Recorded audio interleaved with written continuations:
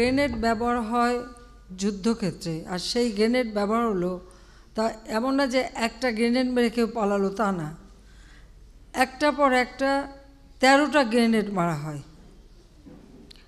আর সেখানে কিন্তু এবং কি গ্রেনেড মারার পর যারা আহত হয়ে আছে তাদের কোনো উদ্ধারের জন্য মানে যখন আমাদের অন্য নেতাকর্মীরা গেছে, পুলিশ তাদের উপরে লাঠিচার্জ করে, টিয়ার গ্যাস মারে।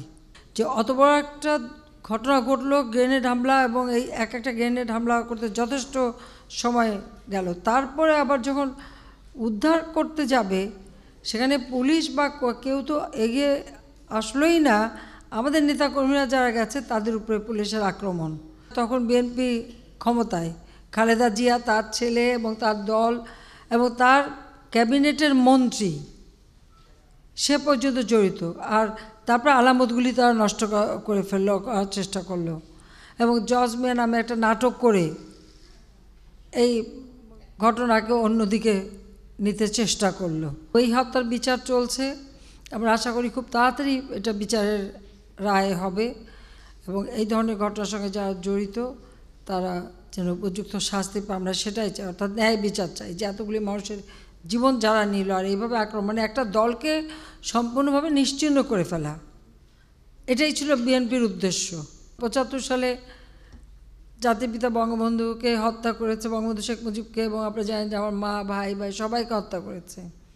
এবং এই হত্যার সঙ্গে জিয়াউর রহমান যে জড়িত ছিল তাতে তো কোনো সন্দেহ নেই, এটা তো খুনি ফারুক রশিদ নিজেরাই বিবিসি ইন্টারভিউতেই বলেছে। কাজে এই পরিবারটা মানে খুন খারাপই করতে পারে, আর কিছু যায় না। আর এখন তো এতিমের টাকা, এতিমখানার জন্য টাকা আসছে, তাও আবার চুরি করে খেয়ে বসে আছে। 10 বছর ধরে মামলা চলল, বিএনপির আইনজীবীরা এটা প্রমাণ করতে পারে নাই যে এতিমের টাকা খালেদা জিয়া মেরে দেয় নাই বা নিজে আত্মসাৎ করে নাই, এটা কিন্তু তারা প্রমাণ করতে পারে নাই। 10 বছর একটা কেস চলা তো সোজা কথা না। তারপরে তার শাস্তি হয়েছে, এবং তার যার যে গ্রেনেড হামলার করায় মানুষ খুন করে, এতিমের টাকা মেরে খায়, তার নাম আবার তারা বলে গণতন্ত্রের মা।